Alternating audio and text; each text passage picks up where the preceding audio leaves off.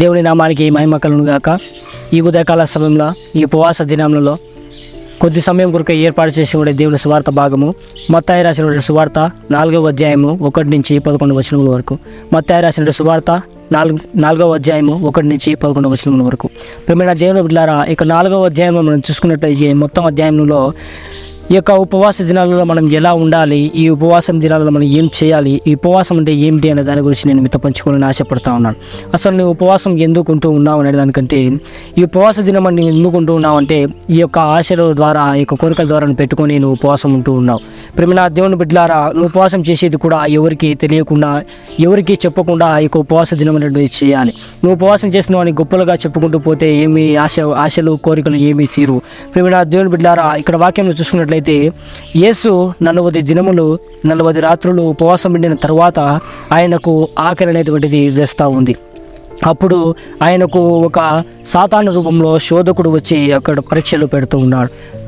మొదటిగా ఏమిటంటే రాళ్లను రొట్టెలుగా మార్చమని అక్కడ ఆ శోధకుడు సాతాను రూపంలో చెప్పడం జరుగుతూ ఉంది. రెండవదిగా ఒక ఎత్తైన శిఖరామునకు తీసుకొని పోయి అక్కడ నుండి ద్రూకుము అని చెప్తా ఉంటాడు.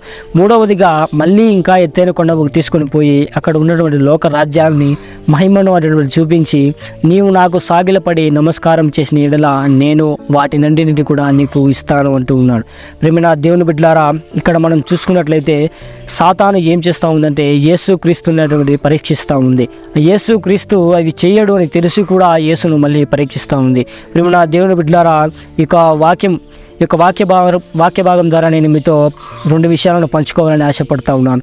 మొదటిగా, ప్రభువైన దేవుణ్ణి నువ్వు పరీక్షింపకూడదు.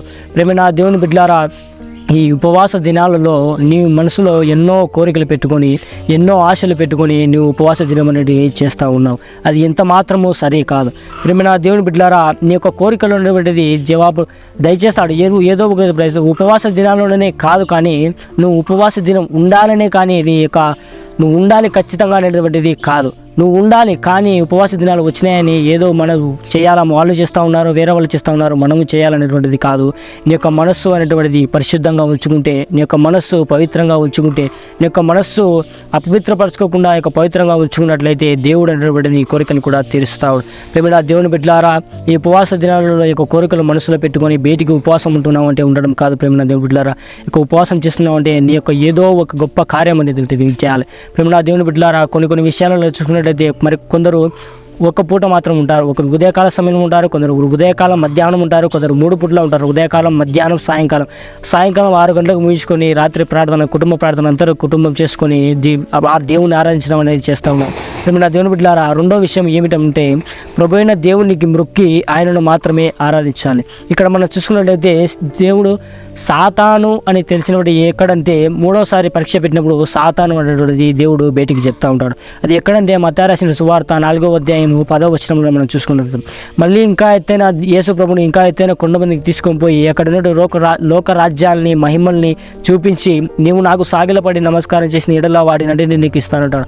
అప్పుడు దేవుడు యేసు ప్రభుకి ఇస్తూ ఏమో చెప్తాడంటే, సాతానా పొమ్ము, ప్రభు అయిన దేవునికి మొక్కి ఆయనను మాత్రమే ఆరాధించు అని చెప్తా ఉంటాడు. ప్రేమ దేవుని బిడ్డలారా, మనం చాలా రీతిగా మనం చూసుకున్నట్లయితే దేవుని మాత్రమే నువ్వు ఆరాధించుకోవాలి.